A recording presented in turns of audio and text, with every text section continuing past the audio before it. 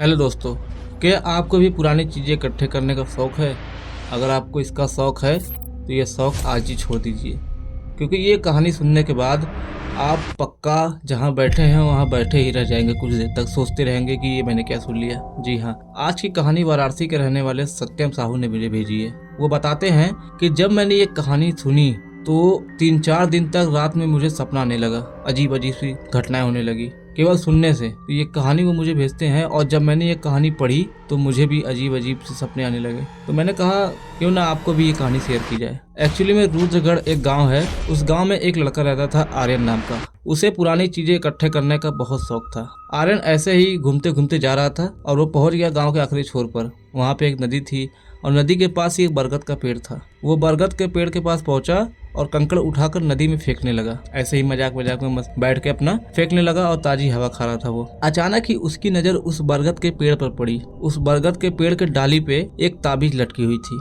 वो क्या करता है कि उस ताबीज को उठाकर लेके जाने लगता है अपने घर, जो कि मैंने बताया कि उसको शौक तो था ही पुरानी चीजें इकट्ठे करने का। तो रास्ते में उसे एक बूढ़े दादा मिलते हैं, उसी गाँव के बहुत पुराने व्यक्ति थे। वो उसे मिलते हैं तो उसके हाथ में वो जब वो ताबीज देखते हैं तो बोलते हैं बेटा ये कहाँ से पाए तुम? तो वो कहता है कि दादाजी ये उसी बरगद के पेड़ के पास था तो मैं ले आया। तो कहते हैं बेटा जितना जल्दी हो सके इसको ले जाके वहीं पे रख दो जहाँ से तुम लाए हो, नहीं तो ये जान लो कि तुम्हें परेशान कर देगा एकदम। तो कहता है अरे दादाजी कुछ नहीं होगा। हंसते हुए आर्यन चला गया और वो जैसे ही घर पहुंचा उसे अपने गले में डाल लिया। उसी रात उसके घर में अजीब अजीब सी घटनाएं होने लगी। कभी उसके पीछे से कोई फुसफुसाता, कभी घर के कोने में चलने की आवाज आती और कभी कभी अचानक उसके रूम का तापमान गिर जाता। आर्यन इस सब चीजों से परेशान होने लगा। आर्यन एक दिन सो रहा था, उसको एक दिन सपना आया कि उसके सीने पे एक लड़की बैठी हुई है। उसका चेहरा साफ साफ नहीं दिख रहा था, उसको धुंधला धुंधला सा उसको चेहरा दिख रहा था उसका। उसके सीने बैठी है और वो ताबीज जो है उसके शरीर में दबा रही है और उसको बहुत तेज दर्द हो रहा है। वो चिल्लाने लगा।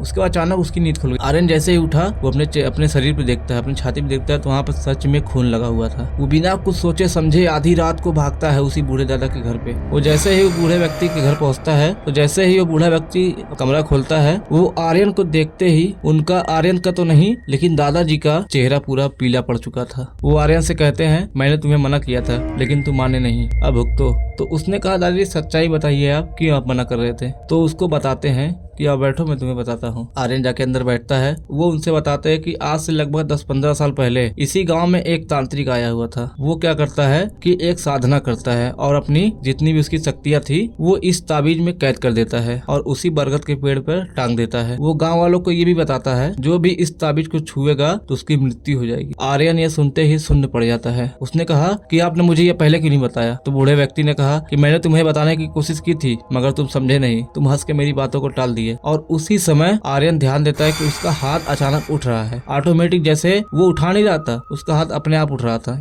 दाहिना हाथ जो है उसका अपने आप उठ रहा था। परेशान होने लगता है। फिर उसके बाद कुछ टाइम बाद उसको दादाजी कुछ गंगा जल पिला कर सही करते हैं तो वो अपने घर चला जाता है और सुबह खबर आती है कि उसकी मृत्यु हो गई और वो ताबीज भी वहां से गायब हो गई थी। और जब रात में बूढ़े दादा गए बरगद के पेड़ के पास, उसको ताबीज वही मिली और वो बूढ़ा व्यक्ति एक रहस्यमयी मुस्कान के साथ अपने घर चला आया। तो दोस्तों यही थी कहानी। और आपको कहानी कैसी लगी हमें कमेंट में जरूर बताएं और चैनल पर नए हैं तो चैनल को सब्सक्राइब कर दें। मिलते हैं ऐसे ही किसी नेक्स्ट वीडियो में, तब तक के लिए धन्यवाद। और हाँ, अगर आपके पास भी ऐसी कहानी है तो मैं डिस्क्रिप्शन में अपना जीमेल आईडी और कॉन्टेक्ट नंबर दे दूंगा, उस पर आप अपनी कहानी शेयर कर सकते हैं।